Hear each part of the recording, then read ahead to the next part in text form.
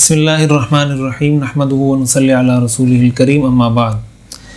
ایک صاحب نے سوال کیا ہے کہ حاجیوں کا استقبال کرنا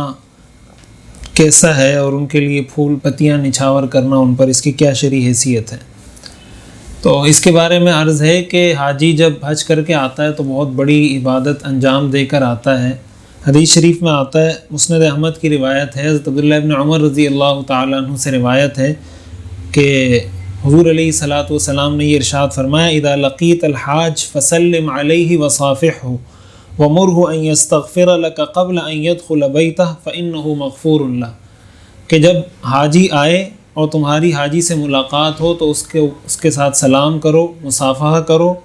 اور اس سے اس بات کی درخواست کرو کہ وہ تمہارے لیے اللہ سے مغفرت طلب کرے، دعا کرے اس کے گھر میں داخل ہونے سے پہلے، اس لیے کہ وہ بخشایا وہاں سے لوٹتا ہے۔ اسی طرح حدیث شریف میں یہ بھی آتا ہے، صحیح حدیث ہے، کہ جو آدمی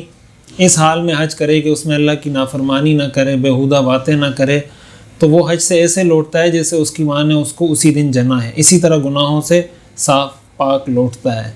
تو اس میں تو کوئی شک نہیں، اگر کوئی اچھے طریقے سے حج کر کے آیا ہے، اور ظاہر ہے ہم تو جو بھی حج کرنے والا آئے گا ہم اس کے بارے میں یہی سمجھیں گے کہ اس نے اچھا حج کیا ہے اور انشاءاللہ اللہ کی بارگاہ میں وہ قبول بھی ہوگا،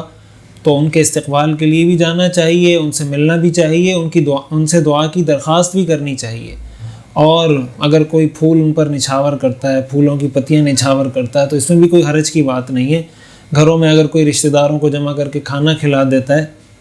اس کو سنت نہ سمجھا جائے، کوئی ثابت عمل نہ سمجھا جائے، حاجی کا اکرام سمجھا جائے اور اس کا ایک اعزاز سمجھا جائے، اس طور سے اس کو کیا جائے، اس میں بے جا فضول خرچی سے بھی بچا جائے، اسراف بھی نہ کیا جائے، اور بہت زیادہ جیسے ریاکاری کا عنصر اس میں آ جائے یا شوشہ کا عنصر آ جائے، اس طرح کی چیزوں سے بچیں۔ لیکن فی نفسی ان کے استقبال کے لیے جانا، ان کو عزت دینا، ان کا اکرام کرنا یہ اچھی بات ہے، اور صرف ان کا استقبال ہی نہیں کرنا چاہیے بلکہ ان کے لیے بھی دعا کرنی چاہیے اور ان سے اپنے لیے دعا بھی کروانی چاہیے۔